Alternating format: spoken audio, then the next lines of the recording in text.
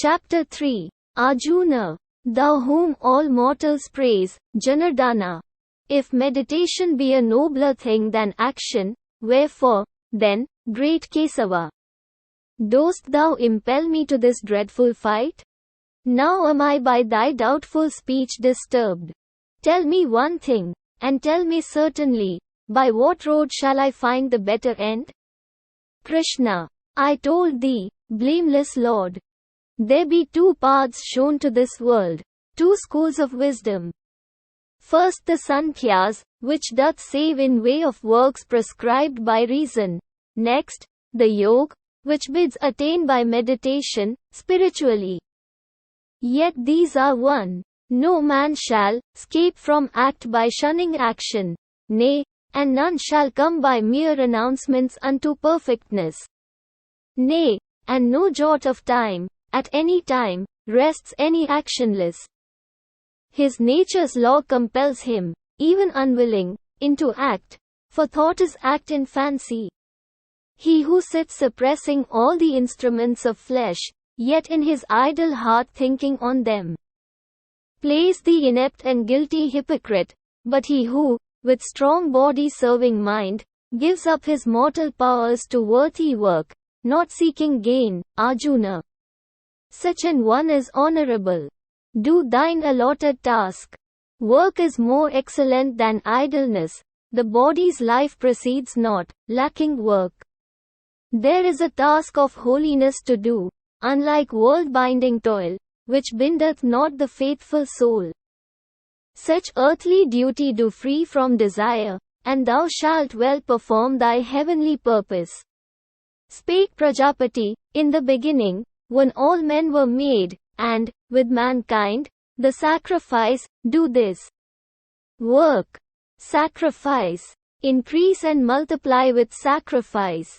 This shall be Kamaduk, your cow of plenty, giving back her milk of all abundance. Worship the gods thereby. The gods shall yield thee grace. Those meats ye crave the gods will grant to labor, when it pays tithes in the altar flame. But if one eats fruits of the earth, rendering to kindly heaven no gift of toil, that thief steals from his world. Who eat of food after their sacrifice are quit of fault, but they that spread a feast all for themselves, eat sin and drink of sin. By food the living live. Food comes of rain, and rain comes by the pious sacrifice, and sacrifice is paid with tithes of toil. Thus action is of Brahma, who is one, the only, all-pervading, at all times present in sacrifice. He that abstains to help the rolling wheels of this great world, glutting his idle sense, lives a lost life, shameful and vain. Existing for himself, self-concentrated, serving self alone. No part hath he in aught, nothing achieved, naught wrought or unwrought toucheth him. No hope of help for all the living things of earth depends from him. Therefore, thy task prescribed with spirit unattached gladly perform, since in performance of plain duty man mounts to his highest bliss.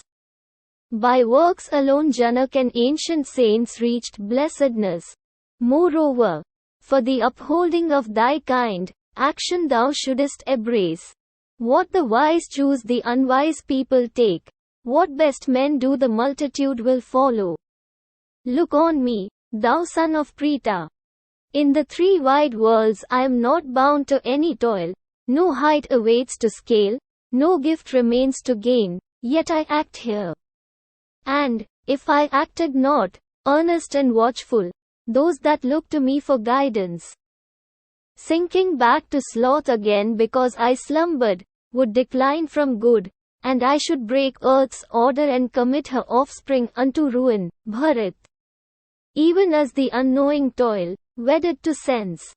So let the enlightened toil, sense freed, but set to bring the world deliverance, and its bliss, not sowing in those simple, busy hearts seed of despair. Yea, let each play his part in all he finds to do, with unyoked soul. All things are everywhere by nature wrought in interaction of the qualities. The fool, cheated by self, thinks, "This I did, and that I wrought." But, ah, thou strong-armed prince! A better lessoned mind, knowing the play of visible things within the world of sense, and how the qualities must qualify, standeth aloof even from his acts. Untaught life mixed with them, knowing not nature's way, of highest aims unwitting, slow and dull. Those make thou not to stumble, having the light. But all thy dues discharging, for my sake, with meditation centered inwardly, seeking no profit, satisfied, serene, heedless of issue, fight. They who shall keep my ordinance thus, the wise and willing hearts, have quittance from all issue of their acts. But those who disregard my ordinance, thinking they know not, and fall to loss, confused and foolish. Sooth, the instructed one doth of his kind, following what fits him most, and lower creatures of their kind, in vain contending, gainst the law. Needs must it be the objects of the sense will stir the sense to like and dislike, yet enlightened man yields not to these, knowing them enemies. Finally, this is better, that one do his own task as he may, even though he fail, than take tasks not his own, though they seem good. To die performing duty is no ill. But who seeks other roads shall wander still. Arjuna, yet tell me, teacher, by what force doth man go to his ill, unwilling, as if one pushed him that evil path? Krishna, karma it is, passion it is, born of the darknesses, which pusheth him. Mighty of appetite, sinful, and strong is this, man's enemy. As smoke blots the white fire, as clinging rust mars the bright mirror. As the womb surrounds the babe unborn, so is the world of things foiled, soiled, enclosed in this desire of flesh. The wise fall, caught in it, the unresting foe it is of wisdom.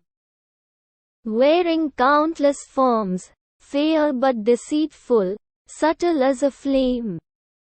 Sense, mind, and reason, these, O Kunti's son, are booty for it. In its play with these it maddens man, beguiling, blinding him. Therefore, thou noblest child of Bharat, govern thy heart. Constrain entangled sense. Resist the false, soft sinfulness which saps knowledge and judgment. Yea, the world is strong. But what discerns it stronger, and the mind strongest, and high o'er all the ruling soul? Wherefore, perceiving him who reigns supreme, put forth full force of soul in thy own soul. Fight. Vanquish foes and doubts, dear hero. Slay what haunts thee in fond shapes, and would betray. Here endeth chapter 3 of the Bhagavad Gita, entitled Karma Yoga, or the Book of Virtue in Work.